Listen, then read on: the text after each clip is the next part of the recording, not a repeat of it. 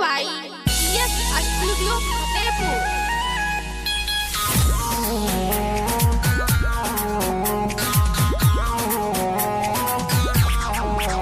Music by Akshat Singh।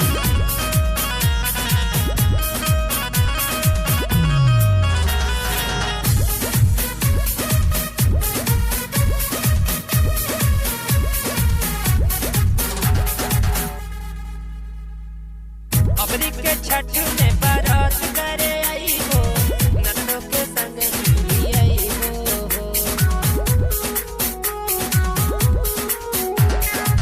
बदौआ घाटे सफाई करई हो, सासू से अर्घ दिलाई हो। गीतिया गवाई हो, चौका पुराई हो, अर्घ दिलाई हो। सांझे भोर देवतानी दिहा दरसना, बोले लग सेवक भइल भोर देवतानी दिहा दरसना। बोले लग सेवक भइल भोर देवतानी दिहा दरसना।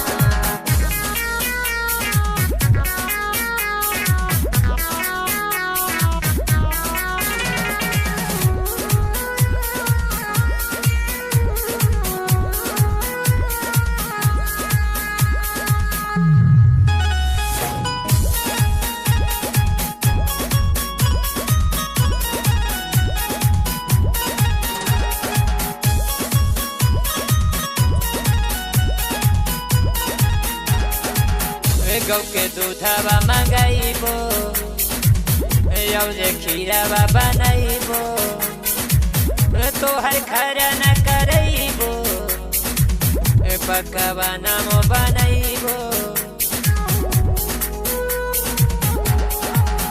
गौ के दूधवा मंगाइबो, यौ रे खीरवा बनाइबो, तोहर खरना करइबो, पकवाना मो बनाइबो। पातल गंगा बीचे अर्घ दिलइबो, सरदाबा मन में मोर देवतानी दिहा दरसना।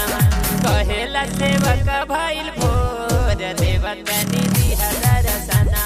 कहेला सेवक भइल भोर देवतानी दिहा दरसना।